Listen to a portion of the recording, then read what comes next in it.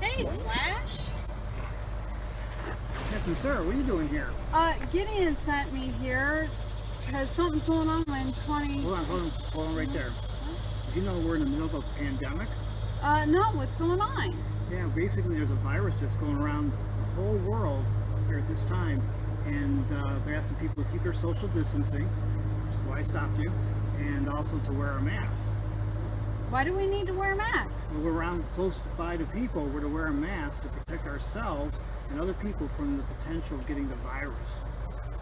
Wow. Were you aware of that? No.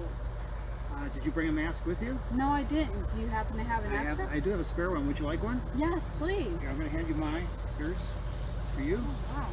And I'm going to put mine on too to protect myself and you. Oh, well, thank you for the information. Now that I know what to do, I can help protect myself and others, and we can all do our part in staying safe by wearing the mask, and we can stay healthy. That's right.